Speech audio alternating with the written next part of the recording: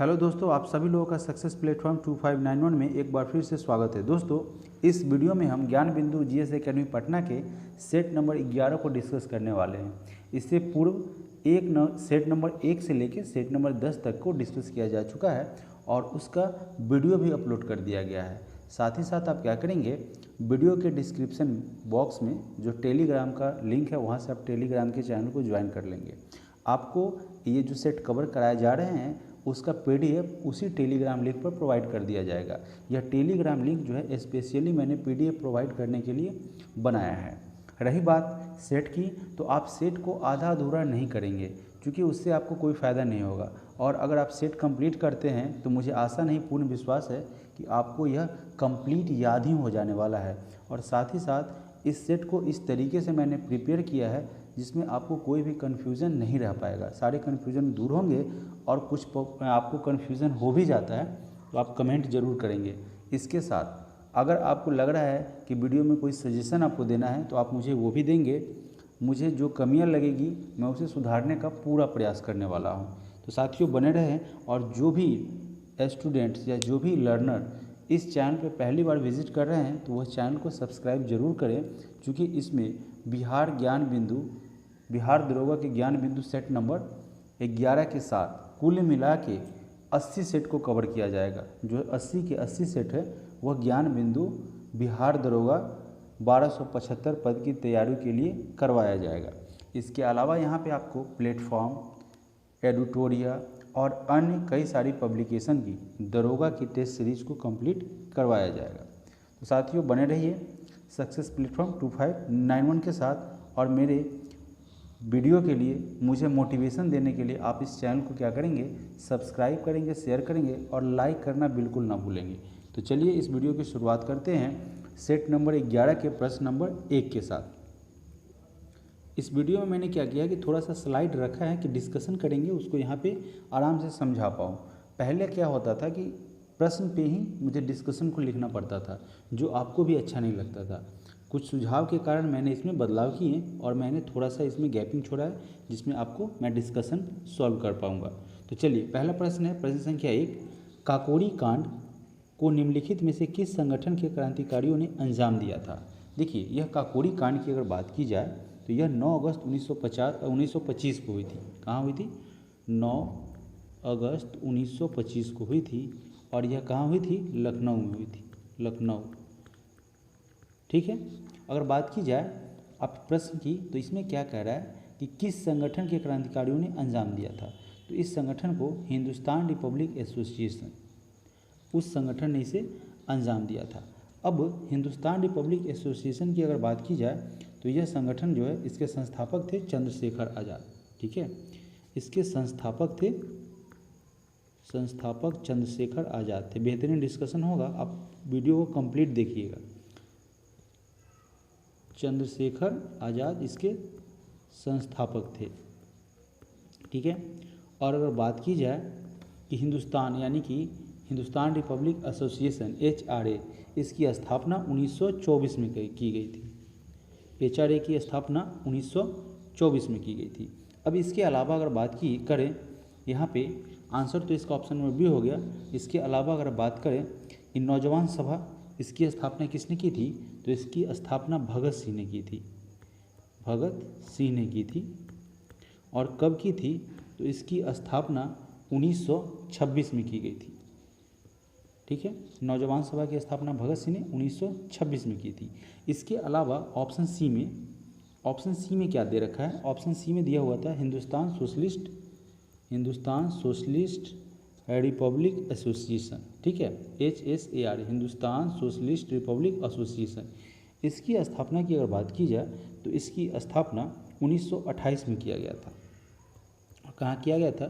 फिरोज शाह कोटला मैदान में, फिरोज शाह कोटला मैदान में किया गया था। फिरोज शाह कोटला मैदान में किया गया था, राइटिंग पे ध्यान नहीं देना, किया गया था। इसके अलावा अगर बात की जाए कि भाई ये इसकी स्थापना किसने की थी, तो इसको भी चंद्रशेखर आज़ाद के द्वारा भगत सुखदेव सिंह, इन सभी के द्वारा इसकी स्थापना की गई थी। इन सारे उसमें सदस्य हुआ करते थे। अगला प्रश्न है प्रश्न संख्या 2। दूसरा प्रश्न कह रहा है कि एक निश्चित कूट भाषा में रिक्वेस्ट को 22, 21, 7, 23, 19, 7 और 20 लिखा जाता है। उसी भाषा में स्विच को किस प्रकार लिखा जाएगा? अब देखिए, यहाँ अगर रिक्वेस्ट की बात की जाए तो आप देखेंगे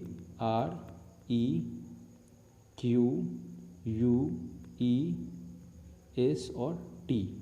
अब देखिए टी को हम टी का जो अगर अल्फ़ाबेटिकल ऑर्डर में क्रम देखें तो उसका क्रम 20वां होता है, ठीक है। तो यह इसका क्रम जो 20वां है, तो इसे रिवर्स ऑर्डर में टी का क्रम होता है 20, है ना। टी का क्रम होता है 20, तो इसमें 2 ऐड करके 22 कर दिया गया है। एस का क्रम होता है 19, ठीक है। इसे 2 ऐड करके क्या कर दिया गया है? 21, 19, 20 और 21, ठीक है। ई का क्रम 5वां होता है, जिसे रिवर्स करके क्या कर दिया गया है? 2 बढ़ा के 7 कर दिया गया है। अब देखिए इस प्रकार से यहाँ पे देखेंगे ना, 21 है, 22 है, 21 है, 7, बैक से 2 ऐड कर दिया गया है। अब यहाँ पर इसी तरीके से अगर बात करें स्विच का क्या होगा, ठीक है। स्विच की अगर बात की जाए तो स्विच का क्या होगा? तो देखिए यहाँ पे SWITCH, तो H का हो जाता है 8 और उसमें 2 ऐड करेंगे तो क्या हो जाएगा? 10, ठीक है। C का 3 होता है, 2 ऐड करेंगे तो 5 हो जाएगा। फिर यहाँ पे T का क्या होता है? 20 और उसमें 2 ऐड करेंगे 22, 10, 5 और 22, 10, 5 और 22 कहाँ पे है? ऑप्शन नंबर डी आपका करेक्ट आंसर हो जाएगा। अगला प्रश्न है प्रश्न संख्या 3। भारत महोत्सव की शुरुआत किस वर्ष हुई थी? अब बात करें भारत महोत्सव की तो इसकी शुरुआत 1982 में की गई थी। अगला प्रश्न है प्रश्न संख्या 4। चौथे प्रश्न में क्या कह रहा है कि संपीड़नों का निर्माण उस स्थान पर होता है जहां वायुदाब क्या होता है? तो यहाँ वायुदाब उच्च होगा, वहाँ पे क्या होगा? संपीड़नों का निर्माण होगा। प्रश्न संख्या 5 में कह रहा है कि पुस्तक the boy who wrote a constitution किसके द्वारा लिखी गई है? अब बात करें इस पुस्तक की, the boy who wrote constitution, ये किसके ऊपर लिखा गया था? तो यह लिखा गया था B.R. अम्बेडकर के ऊपर। B.R. अम्बेडकर के ऊपर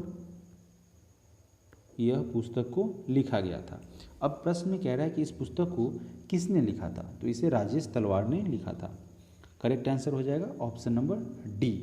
अब बात करें कि स्वतंत्र भारत के प्रथम कानून मंत्री, तो B.R. अम्बेडकर जो थे वह स्वतंत्र भारत के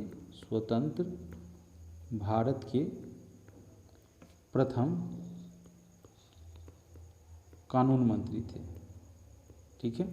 ये बिना लिखे भी आप याद रख सकते हैं, मैं बोल दूंगा तो, लेकिन मैं थोड़ा सा लिख देता हूँ। यह पहले क्या थे? स्वतंत्र भारत के प्रथम कानून मंत्री थे B.R. अम्बेडकर। इस पुस्तक में यानी कि इस बुक में ऐसा क्या लिखा गया है? तो इनकी शुरुआती दौर से, ठीक है, और जो इन्होंने बाधाएं झेली और संविधान सभा में इन्होंने एक महत्वपूर्ण रोल निभाया, इन सारे जिक्रों का बाल्य अवस्था से लेके इनके पूरे क्रम को, इनके जो भी क्रम था, जो योगदान था, उन सारे का जिक्र इस पुस्तक में किया गया है, जिसे राजेश तलवार के द्वारा लिखा गया है। अगला प्रश्न है प्रश्न संख्या 6। छठे प्रश्न में कह रहा है रूस यूक्रेन युद्ध में विश्व का सबसे बड़ा विमान नष्ट हो गया था। इसमें से पूछा जा रहा है कि वह विमान कौन था? दोस्तों, तो वह विमान था एंटोनोव AN-225 और उसका पूरा नाम अगर बात की जाए तो उसका पूरा नाम था एंटोनोव AN-225 मारिया, ठीक है। और यह कहाँ का था? यूक्रेन का था। यह जो प्लेन था वह यूक्रेन का था, ठीक है। यूक्रेन का यह प्लेन था। यह जो था प्लेन दुनिया का सबसे बड़ा और सबसे भारी विमान था। विमान की बात कर रहा है ना, तो ये सबसे भारी और सबसे बड़ा विमान था। इसकी लंबाई की बात की जाए, लेंथ की, तो इसकी लंबाई थी 84 मीटर, ठीक है। इसके अलावा रेंज की अगर बात करें, रेंज है ना, तो इसका रेंज था 15,400 किलोमीटर तक जाएगा। इसकी उड़ान की क्षमता थी 15,400 किलोमीटर। और स्पीड की बात की जाए तो अधिकतम स्पीड इसका था 850 किलोमीटर पर आवर। इसके अलावा ये कितने वजन को ले जाने में सक्षम था? तो यह 650 टन, है ना, 6500 टन या 650 टन के आसपास रहा होगा। वजन कैरी करेगा 650 टन के आसपास। अगला प्रश्न है प्रश्न संख्या 7। 7वें नंबर प्रश्न में कह रहा है कि भारत में किसी राज्य को विशेष राज्य का दर्जा किस फार्मूले के आधार पर दिया जाता है। अगर बात की जाए किसी राज्य को विशेष राज्य की दर्जा देने का, है ना, तो यह फार्मूला दिया गया है।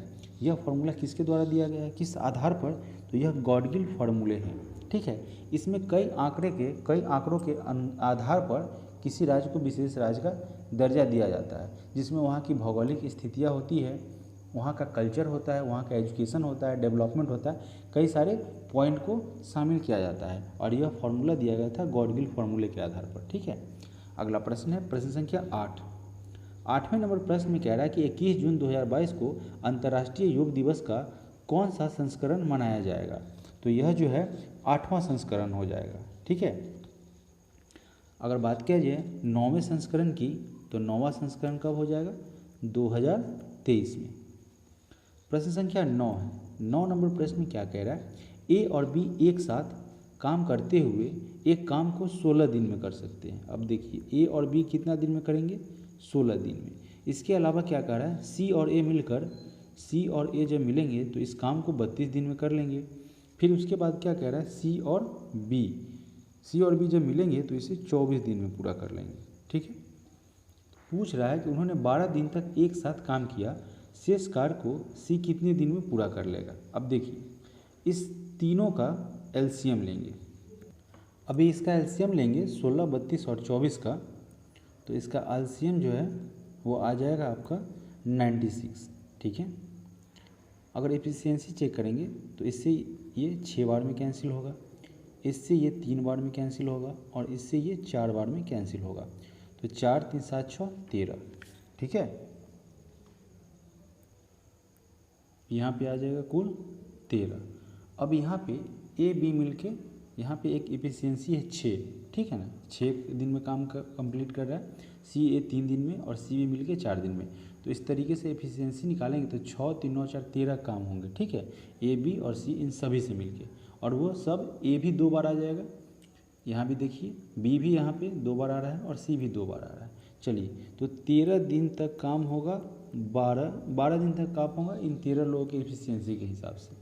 तो कितना हो जाएगा, इसका हो जाएगा, कैलकुलेशन करेंगे तो 156। अभी यहाँ पे हमने क्या निकाला था, 96। अब बात करें 96 की, तो 96 चूँकि सभी में डबल है तो यहाँ भी डबल हो जाएगा। 2 6 जा 12, 2 9 जा 18 और एक 192। और आपने क्या निकाला था अभी, तीनों क्या करेंगे, तीनों यानी कि 6 3 और 4, हाँ 6 3 9 4 13। ठीक है, 12 दिन तक काम करेंगे तो 156 काम करेंगे। ठीक है, तो रेस्ट काम जो है वो बच जाएगा कितना, 156 में से 192 में से 156 को घटाएंगे तो यहाँ पे 36 काम रह जाएगा। यही काम किसके द्वारा किया जाएगा, सी के द्वारा किया जाएगा। तो इसका आंसर हो जाएगा ऑप्शन बी आपका करेक्ट आंसर हो जाएगा। अगला प्रश्न है प्रश्न संख्या 10। जब 10, 16, 22 तथा 32 में से प्रत्येक संख्या में x जोड़ा जाता है तो इस क्रम में प्राप्त होने वाली संख्या समानुपात वो किसके समानुपात होती है, तो इसे सॉल्व करना है। देखिए समानुपात की बात कर रहे हैं ना, पूछ रहा है कि x+1 तथा 3x+1 के बीच माध्य समानुपाती ज्ञात करना है। इसकी अगर करेक्ट आंसर की बात करें बिना सॉल्व किए तो इसका आंसर हो जाएगा ऑप्शन नंबर 15। आप इसे एक बार इस प्रश्न को खुद से सॉल्व करने का प्रयास करेंगे। ठीक है, मैं भाग नहीं रहा हूँ, आसान प्रश्न है। मैंने पिछले सेट्स में यह मध्यानुपाती, तृतीयानुपाती इन सब को कवर कराया है। अगर आपने उस प्रश्न को अभी तक नहीं देखा उस वीडियो को तो ज़रूर देखेंगे। अगला प्रश्न है प्रश्न संख्या 11। भारतीय रेलवे किस राज्य केंद्र शासित प्रदेश में देश की सबसे बड़ी कुश्ती अकादमी की स्थापना करने जा रहा है। तो यह भारतीय रेलवे जो है वह दिल्ली में 30.76 करोड़ की लागत से, 30.76 करोड़ की लागत से, ठीक है, दिल्ली में सबसे बड़ी, देश की सबसे बड़ी कुश्ती अकादमी की स्थापना करने जा रहा है। यह किसके द्वारा किया जाएगा, भारतीय रेलवे के द्वारा किया जाएगा। अगला प्रश्न है प्रश्न संख्या 12। अमित शाह ने 14 फरवरी को किस पुलिस को प्रेसिडेंट कलर अवार्ड से सम्मानित किया है। तो तो यह प्रेसिडेंट कलर अवार्ड जो है वह हरियाणा पुलिस को दिया गया है। अमित शाह के द्वारा president colour award Haryana police को प्रदान किया गया है। अगला प्रश्न है प्रश्न संख्या 13। 13वें प्रश्न में कह रहा है कि फेसबुक की पेरेंट कंपनी यानी कि मेटा, उसके नए मुख्य परिचालन अधिकारी CEO कौन बने हैं? तो यह बने हैं जेवियर ओलिवियर। ठीक है, जेवियर ओलिवर, जिनका संबंध है उत्तरी स्पेन से। इनका संबंध है उत्तरी स्पेन से। अगला प्रश्न है प्रश्न संख्या 14। 14 नंबर प्रश्न में देखेंगे, बहुत ही सरल प्रश्न है, ये खुद से आप सॉल्व कर सकते हैं। 18 का स्क्वायर करेंगे और 15 का स्क्वायर करेंगे, उसको ऐड कर देंगे। ठीक है, 18 का होता है 3 2 4 225, 5 4 9, 2 2 4 और 5 4 9, यानी कि 549 आपका क्या हो जाएगा, आंसर हो जाएगा। इसी तरीके से 15 का करेंगे तो 225 आ जाएगा और 14 का स्क्वायर करेंगे 196 आ जाएगा। ठीक है, तो इस तरीके से आपका आंसर हो जाएगा 421। 421 इसका करेक्ट आंसर हो जाएगा। अगला प्रश्न है प्रश्न संख्या 15। 15वें नंबर प्रश्न में कह रहा है कि नीरज चोपड़ा ने हाल ही में डायमंड लीग में शानदार प्रदर्शन करते हुए किस पदक पर कब्जा जमाया है? तो उन्होंने स्वर्ण पदक जीता है। नीरज चोपड़ा ने डायमंड लीग में शानदार प्रदर्शन किया और गोल्ड मेडल अपने नाम किया है। प्रश्न संख्या 16 में कह रहा है कि नाटो के 30 सहयोगियों ने स्वीडन और किस देश के लिए परिग्रहण प्रोटोकॉल पर हस्ताक्षर किए हैं? तो यह जो है फिनलैंड के लिए किया गया है ना। नाटो के 30 सहयोगियों ने स्वीडन और फिनलैंड के लिए परिग्रहण प्रोटोकॉल पर हस्ताक्षर किया है। इसके अलावा अगर बात की जाए नाटो की, है ना, इसका मुख्यालय कहाँ है? Headquarter Brussels. हेडक्वार्टर की अगर बात करें तो इसका हेडक्वार्टर है ब्रुसेल्स, बेल्जियम में। ठीक है, बेल्जियम में इसका हेडक्वार्टर है। ठीक है, और नाटो की स्थापना की अगर बात करें कि नाटो की स्थापना कब हुई थी, तो इसकी स्थापना हुई थी 4 अप्रैल 1949 को। 4 अप्रैल 1949 को नाटो की स्थापना की गई थी। अगला प्रश्न है प्रश्न संख्या 17। किस कंपनी ने हैवी ड्यूटी ट्रकों के लिए भारत की पहली हाइड्रोजन संचालित तकनीक लॉन्च की है? अब बात करें हैवी ड्यूटी ट्रकों के लिए तो यह रिलायंस ग्रुप के द्वारा यह टेक्निक हाइड्रोजन संचालित तकनीक को लॉन्च किया गया है। अगला प्रश्न है प्रश्न संख्या 18। रेड क्रॉस को शांति का नोबेल पुरस्कार कब दिया गया या कब मिला? तो उन्हें वर्ष 1917, 1944 और 1963 में शांति के लिए रेड क्रॉस को नोबेल पुरस्कार के रूप में प्रदान किया जा चुका है। प्रश्न संख्या 19 में कह रहा है कि ऑल अराउंड व्यू अगर बात की जाए तो यह पुस्तक किसके द्वारा लिखा गया है? तो यह इमरान खान ने लिखी है, जो पाकिस्तान से इनका संबंध है। पूर्व वहाँ के प्रधानमंत्री भी रह चुके हैं। ठीक है, और साथ ही साथ वो क्या रह चुके हैं? क्रिकेट खिलाड़ी भी रह चुके हैं। अगला प्रश्न है प्रश्न संख्या 20। 20वें नंबर प्रश्न में कह रहा है कि प्रार्थना समाज के संस्थापक कौन थे? प्रार्थना समाज की अगर बात की जाए तो उसके संस्थापक आत्माराम पांडुरंग थे। ठीक है, प्रार्थना समाज की अगर बात करें तो इस प्रार्थना समाज की स्थापना 31 मार्च 1867 को की गई थी। 31 मार्च 1867 को प्रार्थना समाज की स्थापना की गई थी। और कहाँ की गई थी? तो बम्बई में। उस समय बम्बई हुआ करता था, अब उसका नया नामकरण मुंबई के रूप में हो गया है। इसके अलावा अगर बात की जाए, करेक्ट आंसर आत्माराम पांडुरंग हो गया प्रार्थना समाज का। इसके अलावा बात की जाए स्वामी विवेकानंद की, तो स्वामी विवेकानंद ने रामकृष्ण परमहंस, ठीक है, रामकृष्ण परमहंस के याद में, उनके सम्मान में रामकृष्ण मिशन की स्थापना 1897 में की थी। मैं इतना नहीं लिख पाऊँगा, मैं बोल पा रहा हूँ। ठीक है, तो इसकी स्थापना जो की गई थी रामकृष्ण मिशन की 1897 में स्वामी विवेकानंद के द्वारा। यह ऑप्शन ए के रिगार्डिंग है। अगर बात की जाए स्वामी विवेकानंद के बचपन का नाम क्या था, तो उनका बचपन का नाम था नरेंद्र दत्त। इसके अलावा बात करें राजा राम मोहन राय की, तो उन्होंने राजा राम मोहन राय के द्वारा ब्रह्म सभा और आत्मीय सभा का गठन किया गया था, स्थापना किया गया था। राजा राम मोहन राय ने ब्रह्म सभा, ठीक है, ब्रह्म सभा और आत्मीय सभा का स्थापना किया था। आत्मीय सभा, इसकी स्थापना राजा राम मोहन राय के द्वारा की गई थी। ब्रह्म सभा की स्थापना 1828 में की गई थी और आत्मीय सभा की स्थापना 1815 में की गई थी। प्रश्न संख्या 21 में कह रहा है कि गांधी स्मृति दर्शन समिति यानी कि GSDS का गठन कब किया गया था। तो इसका गठन किया गया था सितंबर 1984 में। ठीक है, यह संस्कृति पर्यटन मंत्रालय के अधीन यह कार्य करता है। प्रश्न संख्या 22 में कह रहा है कंप्यूटर की पहली पीढ़ी में कौन सी डिवाइस जो है वह प्रयोग होती थी। तो उसमें वैक्यूम ट्यूब का प्रयोग किया जाता था। ठीक है, और इसका नाम क्या था पहले प्रथम पीढ़ी के कंप्यूटर का, ENIAC।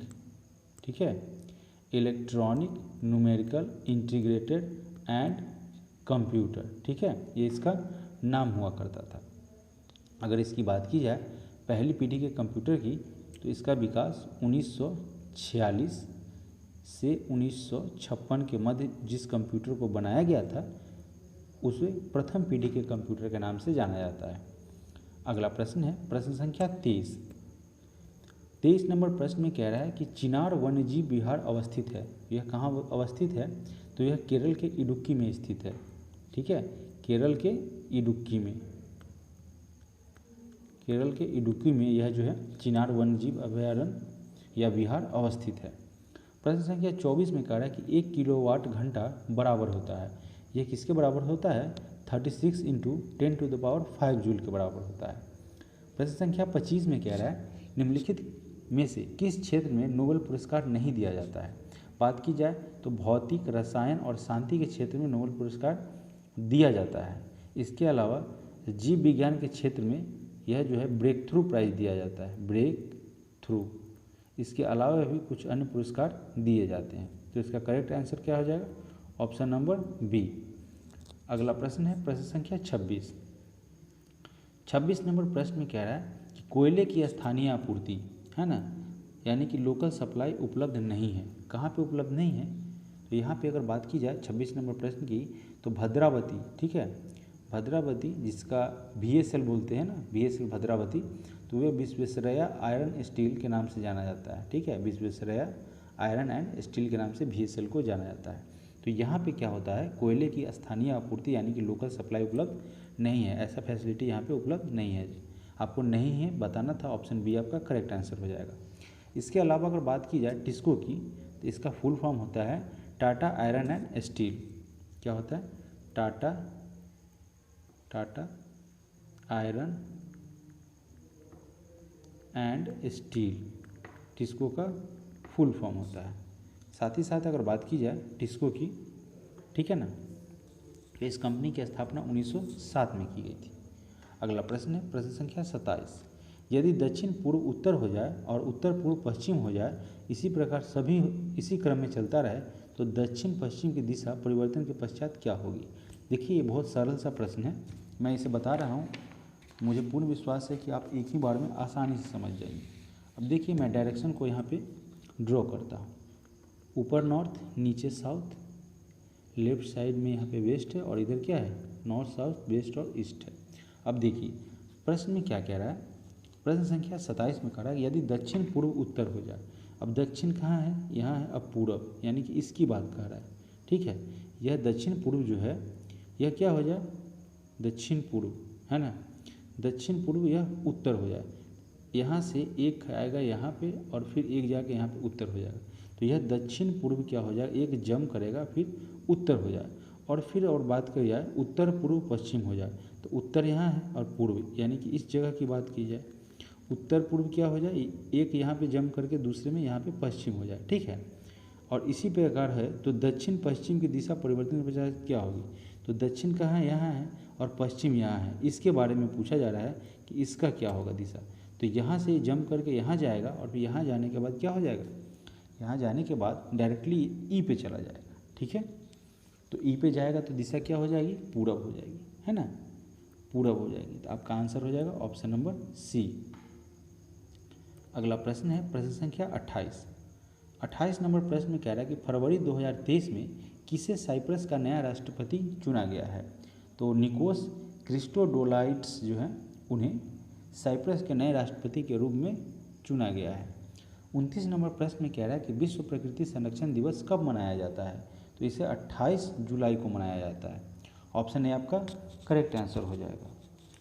30 नंबर प्रश्न में कह रहा है कि बेल्जियम की राजधानी है, बेल्जियम की राजधानी कहाँ है? ब्रुसेल्स में, ठीक है। बेल्जियम की राजधानी ब्रुसेल्स है, ठीक है। और यहाँ का ऑफिशियल करेंसी की अगर बात की जाए, ऑफिशियल करेंसी तो यह है यूरो, ठीक है। यूरो यहाँ की ऑफिशियल करेंसी है। और यहाँ की अगर पूर्व में बात की जाए, बेल्जियम फ्रैंक चलता था। अगला प्रश्न है प्रश्न संख्या 31। 31 नंबर प्रश्न में कह रहा है कि रोवर्स कप जो है वह किससे संबंधित है? रोवर कप का संबंध यानी कि रोवर्स कप का संबंध फुटबॉल के साथ है। और इसकी स्थापना, रोवर्स कप की स्थापना कब हुई थी? इसकी स्थापना हुई थी 1890 में। अगला प्रश्न है प्रश्न संख्या 32। भारत के लिए संविधान की रचना हेतु संविधान सभा का विचार निम्नलिखित में से सर्वप्रथम किसने प्रस्तुत किया था? यह विचार स्वराज पार्टी ने 1934 में दिया था, ठीक है। 1934 में स्वराज पार्टी के द्वारा यह विचार प्रस्तुत किया गया था। प्रश्न संख्या 33। 33 नंबर प्रश्न में कह रहा है कि शासन जनता के समर्थन पर आधारित होना चाहिए। दिल्ली सल्तनत में सर्वप्रथम इस सिद्धांत का प्रतिपादन किया था। किसने किया था इस सिद्धांत का प्रतिपादन? तो यह किया था जलालुद्दीन खिलजी ने, ठीक है। अगर आपसे हम पूछें कि यह अलाउद्दीन खिलजी कौन था, अलाउद्दीन खिलजी की अगर बात की जाए तो अलाउद्दीन खिलजी जो था वह, अलाउद्दीन खिलजी का वास्तविक नाम क्या था? अली गुरसब, ठीक है। अलाउद्दीन खिलजी का वास्तविक नाम था अली गुरसब। इल्तुतमिश की अगर बात की जाए तो यह शमसी वंश का शासक था। इसके अलावा यह मोहम्मद बिन तुगलक जो है उसकी बात की जाए तो इसका वास्तविक नाम क्या था? जूना खां, जौना खां कहिए या जूना खां कहें, ठीक है। यह जो क्या किया था, यह गयासुद्दीन तुगलक का पुत्र था। इसने अपना नाम जो है मोहम्मद बिन तुगलक रखा था। अगला प्रश्न है प्रश्न संख्या 34। 34 नंबर प्रश्न में कह रहा है कि निम्नलिखित में से वह बैंक कौन सा है जिसका नाम एक नदी के नाम पर रखा गया है? देखिए ऑप्शन को, यहाँ पे पूछा जा रहा है। थोड़ी सी प्रश्न में क्लियरिटी को लेकर थोड़ी सी परेशानी होगी, फिर भी दिखाई दे रहा है, हमको काम चलाना है, ठीक है। यहाँ पे बात की जाए इसमें से जो बैंक है वो किस बैंक का नाम, उसमें से किस बैंक का नाम नदी के नाम पर रखा गया है? तो यह है वर्धा ग्रामीण बैंक, ठीक है। वर्धा नदी की अगर बात की जाए तो यह भारत के कर्नाटक राज्य के मध्य भाग में बहने वाली नदी है। कहाँ पे बहती है वर्धा नदी? कर्नाटक के मध्य भाग में। अगला प्रश्न है प्रश्न संख्या 35। ग्रीन पीस इंटरनेशनल का मुख्यालय अवस्थित है। इसका मुख्यालय की अगर बात की जाए, ग्रीन पीस इंटरनेशनल के मुख्यालय, तो इसका मुख्यालय एम्स्टर्डम में है। एम्स्टर्डम की बात की जाए तो यह नीदरलैंड की राजधानी है, नीदरलैंड की राजधानी है, ठीक है। और वहीं पे जो है ग्रीन पीस इंटरनेशनल का मुख्यालय स्थित है। प्रश्न संख्या 36 में पूछा गया है कि निम्न में से कौन मानव जनित जीवों का एक उदाहरण है? जो ऑप्शन है उसमें फसली भूमि की बात करें तो वह मानव जनित जीवों का एक एग्जाम्पल है। 37 नंबर प्रश्न में कह रहा है कि क्लाइनफेल्टर्स, ठीक है, क्लाइनफेल्टर्स लक्षण वाले क्रोमोसोम का विवरण क्या होता है? कोलाइन नहीं है दोस्तों, क्लाइनफेल्टर्स है। इसमें क्या होता है, देखिए पुरुष में कौन सा गुणसूत्र होता है? XY। और महिला में क्या होता है? महिला में XX होता है। तो इस पुरुष में क्या होता है, एक अतिरिक्त X क्रोमोसोम आ जाता है, ठीक है। एक अतिरिक्त क्रोमोसोम की बात की जाए तो यहाँ पे ऑप्शन कहाँ पे आपको एक अतिरिक्त X दिखाई दे रहा है? तो यहाँ ऑप्शन नंबर सी में दिखाई दे रहा है 44A + XXY, ठीक है। तो आपका करेक्ट आंसर क्या बन जाएगा? Option number C. आप इसे समझ लेंगे, ये रट्टा मारने की चीज़ नहीं, आराम से समझ में आएगा। पूछा जा रहा है क्लाइनफेल्टर्स जो लक्षण है उस लक्षण में क्या होता है कि पुरुष में एक अतिरिक्त X क्रोमोसोम आ जाता है। तो आप जानते ही हैं उसमें X और एक Y रहता है, ठीक है। और एक अतिरिक्त आ जाएगा तो 2X हो जाएगा, ठीक है। बढ़ते हैं अगले प्रश्न की तरफ। प्रश्न संख्या 38। एक हाइड्रोजन एटम में कितने न्यूट्रॉन होते हैं? अगर एक हाइड्रोजन एटम की बात की जाए तो उसमें कुल न्यूट्रॉन क्या होता है? 0 होता है। आंसर हो जाएगा 0, ऑप्शन नंबर डी। 39 नंबर प्रश्न में कह रहा है कि शुष्क हवा में नाइट्रोजन की मात्रा कितनी होती है? शुष्क हवा की अगर बात करें तो उसमें नाइट्रोजन 78% होता है, ठीक है। 78% नाइट्रोजन होता है और इसके अलावा 20.95 ऑक्सीजन होता है। 20.95 ऑक्सीजन होता है, ऑक्सीजन, ठीक है। ऑक्सीजन होता है। इसके अलावा 0.04% CO2 होता है, 0.04 CO2 होता है। अगला प्रश्न है प्रश्न संख्या 40 नंबर प्रश्न में कह रहा है कि सातवाहन राजवंश की राजभाषा कौन सी थी। सातवाहन राजवंश की राजभाषा की बात की जा रही है तो उनकी राजभाषा थी प्राकृत। अगला प्रश्न है प्रश्न संख्या 41, स्वदेशी आंदोलन के संदर्भ में 1906 में रिस्ले सर्कुलर का उद्देश्य क्या था। रिस्ले सर्कुलर जो है उसका उद्देश्य था राजनीति से छात्रों की भागीदारी पर रोक लगा देना, यानी कि ऑप्शन नंबर बी आपका करेक्ट आंसर हो जाएगा। और यह जो था रिस्ले जो था वह हार्बर्ट रिस्ले इसका पूरा नाम था। क्या नाम था? हार्बर्ट रिस्ले इसका पूरा नाम था। अगला प्रश्न है प्रश्न संख्या 42 नंबर प्रश्न में कह रहा है कि निम्नलिखित में कौन सा सही सुमेलित नहीं है, यानी कि इसमें से करेक्ट मैच नहीं किया गया है। तो 42 नंबर में प्रश्न को देखिए, बटलर आयोग की अगर बात की जाए तो बटलर आयोग 1927 में है ना, 1927 में गठित किया गया था। नेहरू रिपीट 1928 में, ये भी आपका करेक्ट है। और जिन्ना के 14 सूत्री मांग की अगर बात की जाए तो यह 1929 से संबंध, यानी कि ए बी सी तीनों के तीनों सही है। अगर ऑप्शन डी की बात की जाए तो गांधी इरविन पैक्ट, यानी कि गांधी इरविन समझौता, जो कि कब हुआ था? मार्च 1931 में हुआ था। तो ये आपका इनकरेक्ट है, मार्च 1931 में हुआ था। अगला प्रश्न है प्रश्न संख्या 43, जीएसटी परिषद के अध्यक्ष निम्न में से कौन होते हैं। अगर बात की जाए जीएसटी परिषद के अध्यक्ष की तो इसके अध्यक्ष वित्त मंत्री होते हैं, यानी कि फाइनेंस मिनिस्टर। और वर्तमान में फाइनेंस मिनिस्टर है निर्मला सीतारमण।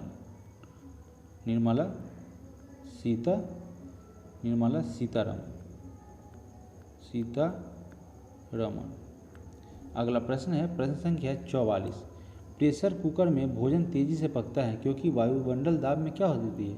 वायुमंडलीय जो दाब होती है उसमें क्या हो जाती है। 44 में क्वथनांक को क्या करता है, वो बढ़ा देता है, तभी तो खाना तेज़ी से पक जाता है शीघ्रता से। 45 नंबर प्रश्न में कह रहा है कि रेडियोधर्मी पदार्थ में किस दौरान कोई परिवर्तन, यानी कि द्रव्यमान या आवेश नहीं होता है। फिर से प्रश्न को पढ़िए, रेडियोधर्मी पदार्थ जो होता है उसमें किस दौरान बीटा उत्सर्जन, गामा उत्सर्जन, ऑक्सीकरण या अल्फा उत्सर्जन पूछा जा रहा है, किस दौरान कोई परिवर्तन नहीं होता है। तो जब जो है गामा का उत्सर्जन होता है दोस्तों, गामा का उत्सर्जन जब होगा तो कोई चेंजिंग नहीं होता है।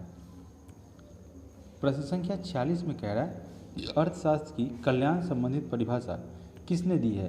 तो अर्थशास्त्र की अगर बात की जाए तो इसमें इसकी परिभाषा मार्शल के द्वारा किया गया है। और कौन सा परिभाषा? कल्याण संबंधी भाषा जो है, कल्याण संबंधी परिभाषा, ठीक है, डिफिनीशन, वह मार्शल के द्वारा दिया गया है। प्रश्न संख्या 47 की बात की जाए तो पक्षियों एवं कीटों के पंख होते हैं, वे किस प्रकार के होते हैं। वह समजात नहीं होते हैं, असमजात अंग होते हैं। प्रश्न संख्या 48 में कह रहा है कि भारतीय संविधान के किस अनुच्छेद में केंद्र शासित प्रदेशों के लिए उच्च न्यायालय यानी कि हाई कोर्ट की व्यवस्था की गई है। तो यह जो व्यवस्था है अनुच्छेद 241 यानी 241 के माध्यम से, ठीक है, भारतीय संविधान में केंद्र शासित प्रदेश के लिए हाईकोर्ट की व्यवस्था की गई है आर्टिकल 241 के तहत। अगला प्रश्न है प्रश्न संख्या 49, निम्नलिखित में से किसको राष्ट्रीय आय में शामिल नहीं किया जाता है। जो लॉटरी से जीता हुआ इनकम होता है या आमदनी जिसको कहते हैं, उसे जो है शामिल नहीं किया जाता है। अगला प्रश्न है प्रश्न संख्या 50, ग्लोबल टेक समिट यानी कि GTS किस शहर में आयोजित किया जाएगा। तो इसका आयोजन यह किया जाएगा विशाखापट्टनम में। GTS समिट का आयोजन विशाखापट्टनम में किया जाएगा। और यह जो है किया जा चुका है 16 से 17 फरवरी के दौरान। 16 से 17 फरवरी के दौरान इसका आयोजन किया जा चुका है। प्रश्न संख्या 51 में कह रहा है कि सिगार घाटी निम्न में से किस हिमालय का भाग है।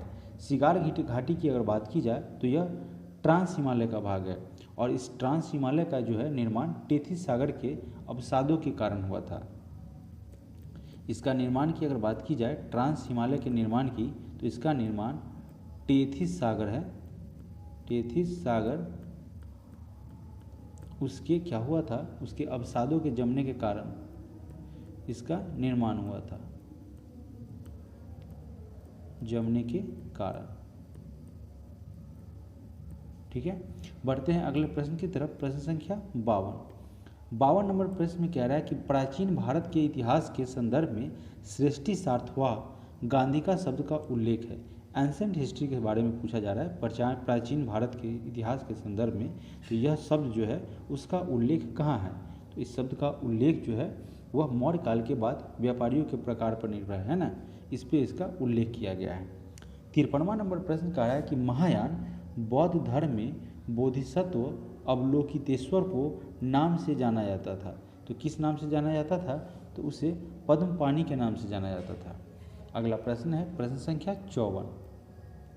प्राचीन भारत में मुख्य शिल्पकार, ठीक है, मुख्य शिल्पकार जो होते थे उन्हें किस नाम से जाना जाता था? उन्हें प्रथम कुलिका कहा जाता था। प्राचीन काल में मुख्य शिल्पकार जो होते हैं उन्हें प्रथम कुलिका के नाम से जाना जाता था। 55 नंबर प्रश्न में कह रहा है कि निम्नलिखित विवादों में से किसमें सर्वोच्च न्यायालय ने, यानी कि सुप्रीम कोर्ट की बात कह रहा है, प्रस्तावना को भारतीय संविधान की मौलिक संरचना का भाग स्वीकार किया था?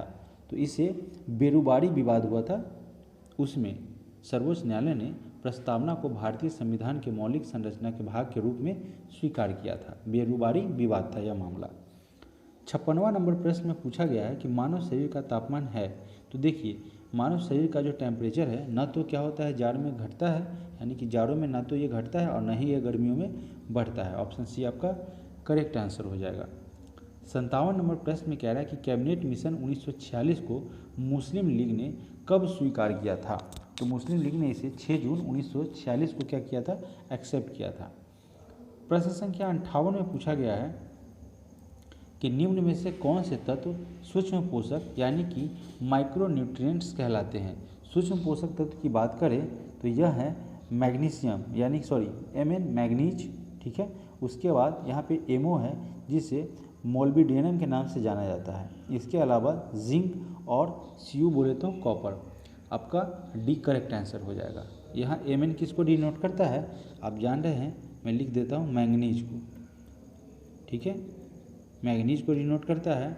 उसके अलावा एमओ की बात की जाए तो यह मोलिब्डेनम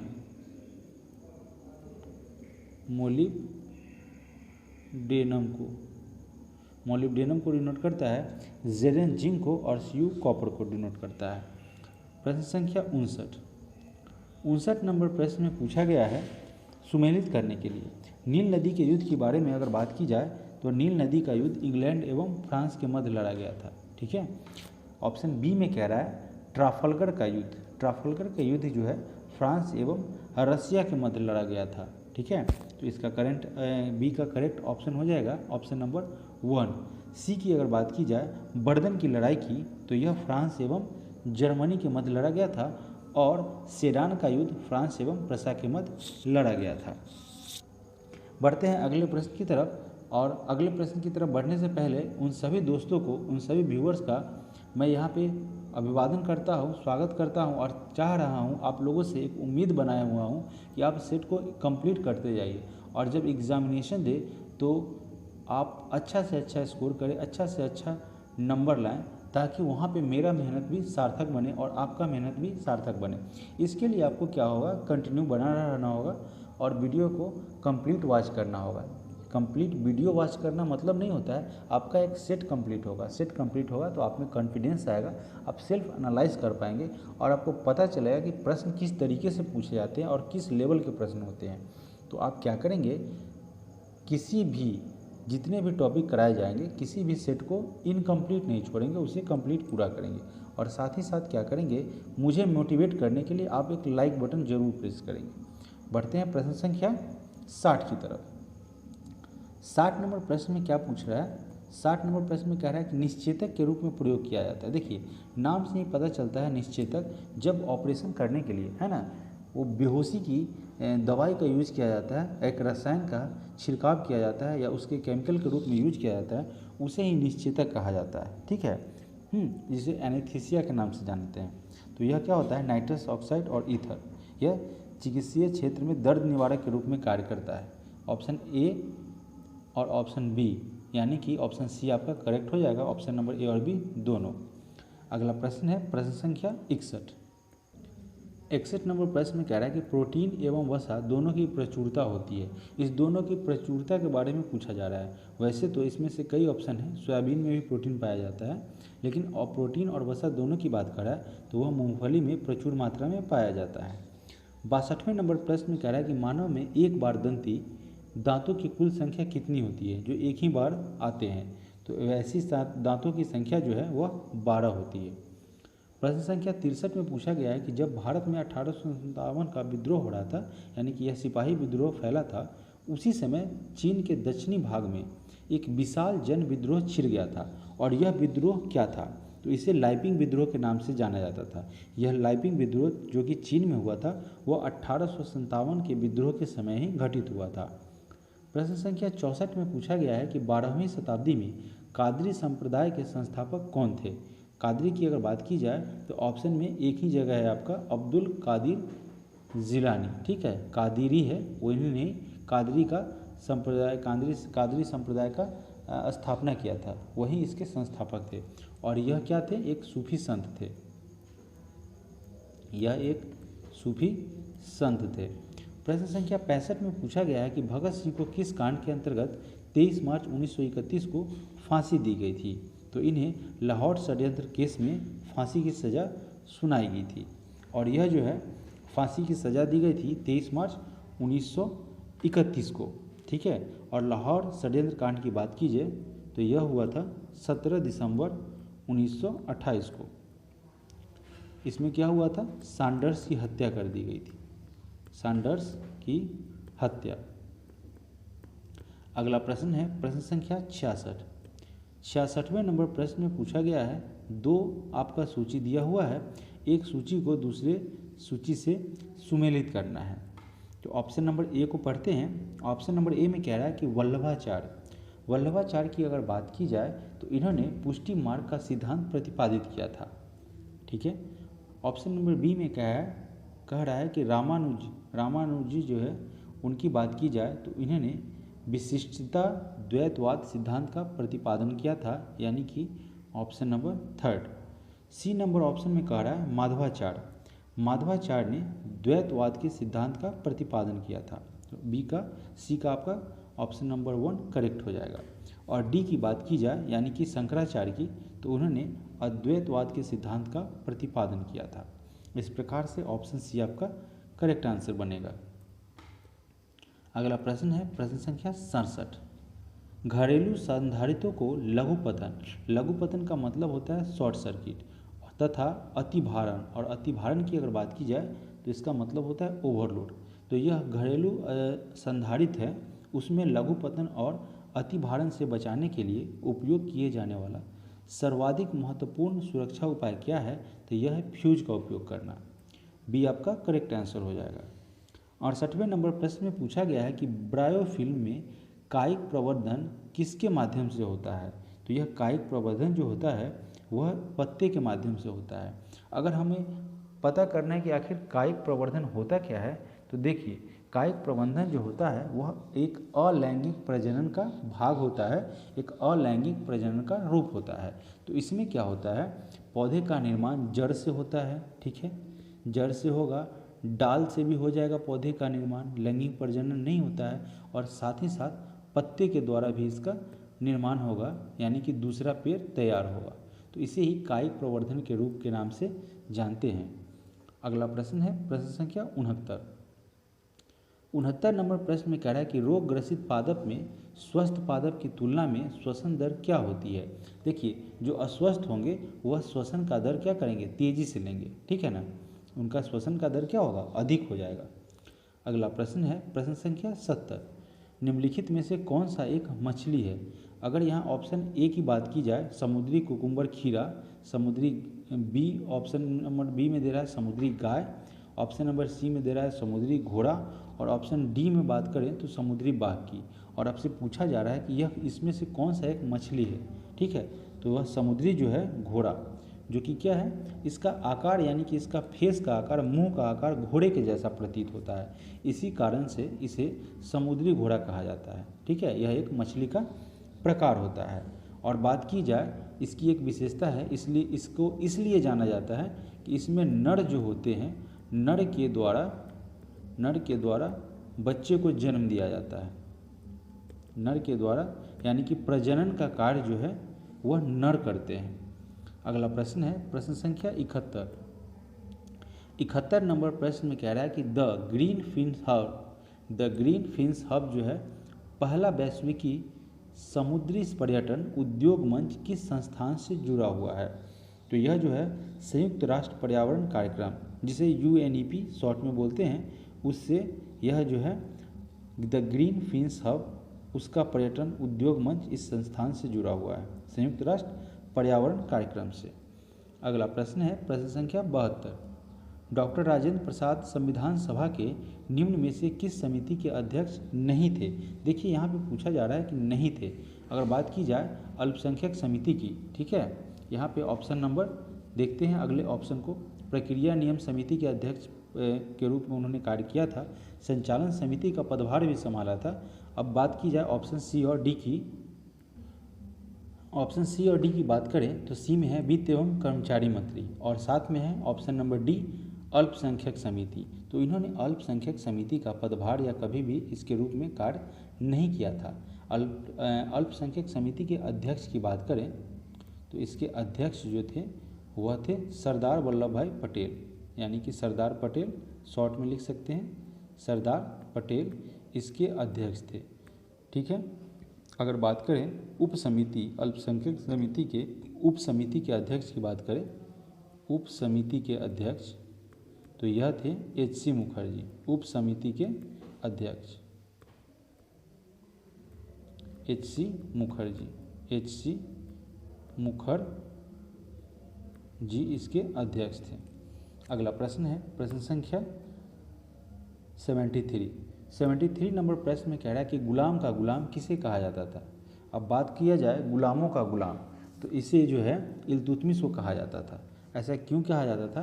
तो इल्तुतमिश क्या था? कुतुबुद्दीन ऐबक का गुलाम था और कुतुबुद्दीन ऐबक जो था वह मोहम्मद गौरी का गुलाम था। इसीलिए चूँकि ऑलरेडी कुतुबुद्दीन ऐबक मोहम्मद गौरी का गुलाम था और इल्तुतमिश कुतुबुद्दीन ऐबक का गुलाम था, इसीलिए इल्तुतमिश को गुलामों के गुलाम के रूप में जाना जाता है। अगला प्रश्न है प्रश्न संख्या 74 सिस्टेमा नेचुरी किसकी प्रसिद्ध पुस्तक है। तो यह पुस्तक जो है वह कैरोलस लिनियस के द्वारा लिखा गया है। अगर बात की जाए कैरोलस लिनियस की तो उन्हें आधुनिक वर्गीकरण का जनक कहा जाता है। प्रश्न संख्या 75 में पूछा गया है दस्त-ए-लूट रेगिस्तान का संबंध किस देश से है। यह एक रेगिस्तान है जिसका नाम है दस्त-ए-लूट और इसका संबंध ईरान से है।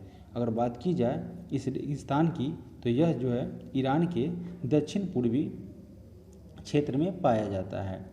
अगला प्रश्न है प्रश्न संख्या 76 यानी कि 76 नंबर प्रश्न सभी प्रारूपों में शतक बनाने वाले पहले भारतीय कप्तान कौन बने हैं। यह जो है रोहित शर्मा, इन्होंने यह कारनामा किया है। एक भारतीय कप्तान के रूप में शतक जड़ने वाले तीनों फॉर्मेट में पहले कप्तान बन गए हैं रोहित शर्मा। इन्होंने नागपुर में ऑस्ट्रेलिया के खिलाफ 120 रन की पारी के बनाने के साथ 120 रन बनाने के साथ ही यह कीर्तिमान अपने नाम किया था। अगला प्रश्न है प्रश्न संख्या 77 नंबर प्रश्न में कह रहा है कि निम्नलिखित में से किसके द्वारा निश्चित रूप से किसी दूरस्थ ऊंचे भवन का पूरी लंबाई का प्रतिबिंब देखा जाता है। प्रतिबिंब यानी कि इमेज की बात कर रहा है। तो यह एक प्रश्न में आप देखेंगे, प्रश्न में एक क्लू दिया हुआ है कि दूरस्थ यानी कि दूर के वस्तुओं के यानी दूर के भवन के बारे में बात किया जा रहा है। तो उसे आप उत्तल दर्पण के द्वारा भी देख सकते हैं, अवतल दर्पण के द्वारा भी देख सकते हैं और समतल दर्पण के उपयोग करके भी इसे देखा जा सकता है। तो इसका करेक्ट आंसर हो जाएगा ऑप्शन नंबर डी। अगला प्रश्न है प्रश्न संख्या 78 राष्ट्रपति पद के उम्मीदवार के लिए निर्वाचक मंडल में कितने सदस्य क्रमशः प्रस्तावक और अनुमोदक होते हैं। तो देखिए इसके लिए कम से कम 50 अनुमोदक होने चाहिए और 50 प्रस्तावक होने चाहिए। तो डी आपका करेक्ट आंसर हो जाएगा।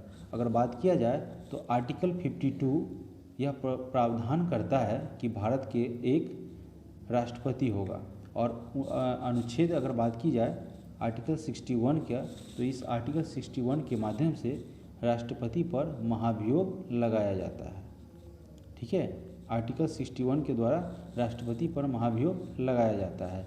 अगला प्रश्न है प्रश्न संख्या 79 नंबर प्रश्न में क्या कह रहा है कि परिसीमन आयोग 2002 के अनुसार अनुसूचित जातियों के लिए लोकसभा में आरक्षित सीटों की संख्या कितनी है। अगर बात की जाए अनुसूचित जाति की तो अनुसूचित जो है वह जातियों की कुल संख्या कितनी है, 84 है, और कुल संख्या नहीं है। यहाँ प्रश्न में कह रहा है कि लोकसभा में आरक्षित सीटों की बात किया जा रहा है और प्रश्न पूछा जा रहा है अनुसूचित जातियों के बारे में, तो यह कितनी है, 84। और यहाँ पे 47 से अगर नंबर की बात की जाए तो यह अनुसूचित जनजाति से इनका संबंध है। ठीक है, अनुसूचित जनजाति, यह 47 संख्या निर्धारित है लोकसभा चुनाव में आरक्षित सीटों से। अगला प्रश्न है प्रश्न संख्या 80, निम्नलिखित में से किसने भारतीय संघवाद को सहकारी संघवाद कहा था। तो ऐसा स्टेटमेंट जी ऑस्टिन के द्वारा दिया गया था। जी ऑस्टिन ने भारतीय संघवाद को सहकारी संघवाद के रूप में कहकर पुकारा था। अगला प्रश्न है, अगला प्रश्न में पूछा गया है 81 नंबर में निम्नलिखित में कौन तृतीय क्षेत्र का भाग नहीं है। यहाँ पे ऑप्शन में डी जो है, ऑप्शन डी दे रखा है, वह तृतीय क्षेत्र का भाग नहीं है। आखिर है क्या, तो यह है विद्युत का क्षेत्र। आप जानते हैं कई कैटेगरी में जैसे कृषि हो गया, पशुपालन हो गया, इन सभी को प्रथम श्रेणी में रखा गया है, यानी कि प्रथम क्षेत्र में रखा गया है। ठीक है, इसके अलावा जो भी सर्विस का क्षेत्र है यानी कि सेवा क्षेत्र है उसे तृतीय क्षेत्र में रखा गया है। अब बात किया जाए विद्युत का तो यह सर्विस के अंतर्गत आता है, यानी कि सेवा क्षेत्र के अंतर्गत आता है, और यह जो है तृतीय क्षेत्र में आएगा। तृतीय क्षेत्र में विद्युत को रखा गया है। ऑप्शन डी आपका करेक्ट आंसर हो जाएगा। अगला प्रश्न है प्रश्न संख्या 82, निम्नलिखित में से कौन सा कथन सही नहीं है। ऑप्शन को पढ़ते हैं, लावा तथा मैग्मा दोनों में गैसें होती है, गलत है। ऑप्शन बी में कह रहा है मैग्मा में गैस होती है किंतु लावा में नहीं। यहाँ पे क्या है, बिल्कुल सही है। अगर बात किया जाए तो मैग्मा आखिर होता क्या है, तो मैग्मा होता है कि जब चट्टानें जो है वह पिघलती है, उनका पिघला हुआ रूप जो है वह मैग्मा होता है, और ज्वालामुखी का जो विस्फोट होता है और उससे जो वह आकार निकलता है वह लावा होता है। तो मैग्मा में गैस होती है और लावा में नहीं, ये आपका क्या होगा, करेक्ट आंसर हो जाएगा। अगला प्रश्न है प्रश्न संख्या 83, बेकिंग पाउडर का एक अवयव सोडियम हाइड्रोजन कार्बोनेट है, इसका अन्य अवयव क्या है। प्रश्न को फिर से पढ़ेंगे, बेकिंग पाउडर का एक अवयव सोडियम हाइड्रोजन है। अब देखिए, और उसके बाद पूछा जा रहा है सोडियम हाइड्रोजन कार्बोनेट है और इनका अन्य अवयव तो क्या है, टार्ट्रिक अम्ल है। टार्ट्रिक अम्ल की अगर बात की जाए तो यह जो है नींबू में, अंगूर में सारे जगह पाया जाता है, खट्टा इसका स्रोत होता है। ठीक है, और यह एक कार्बनिक अम्ल का प्रकार है।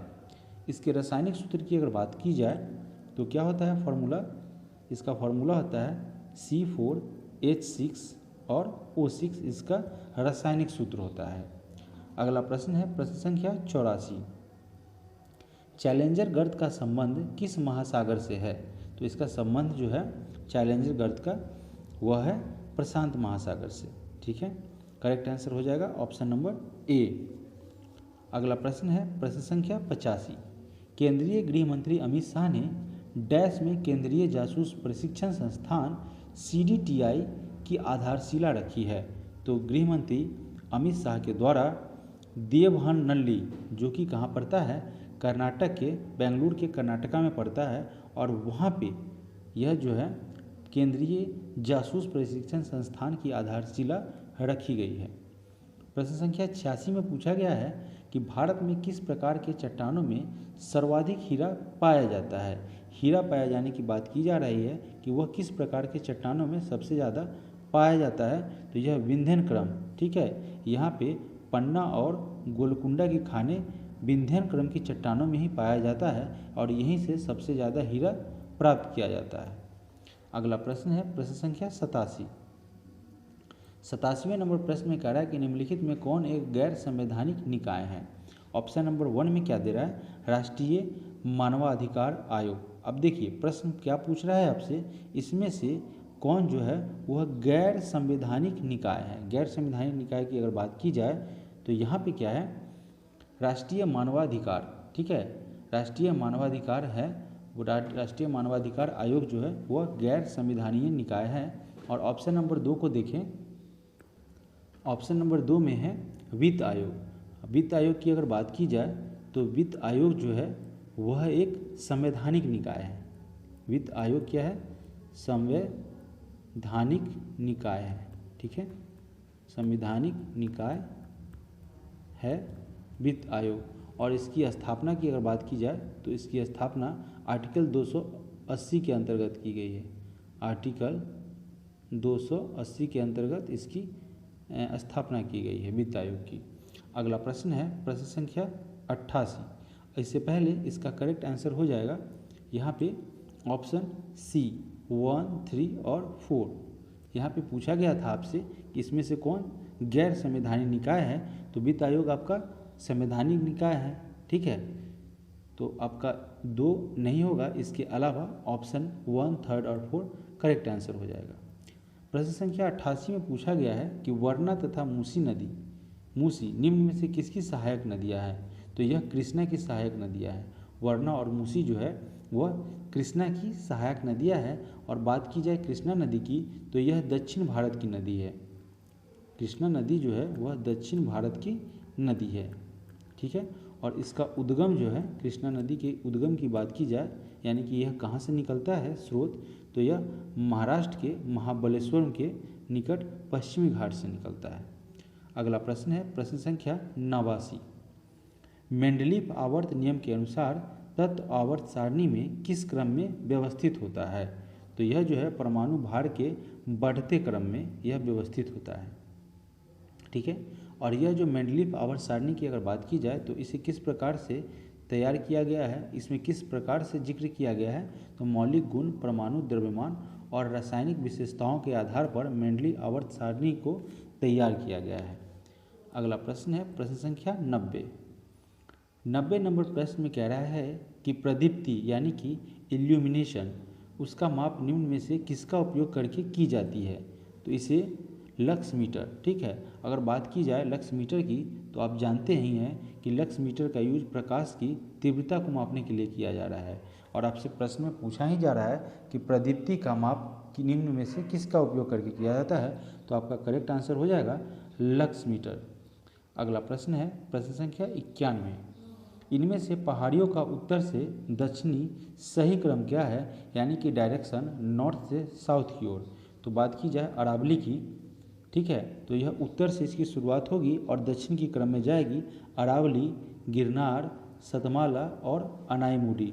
इस प्रश्न को एक मैप के माध्यम से समझना ज़्यादा कारगर होगा, बावजूद इसके इसका करेक्ट आंसर हो जाएगा ऑप्शन नंबर ए। अगला प्रश्न है प्रश्न संख्या 92। फ्रांसीसी समाज कितने वर्गों यानी कि कितने स्टेट में विभक्त था? तो यह कुल मिला के 3 स्टेट्स में इसको डिवाइड किया गया था।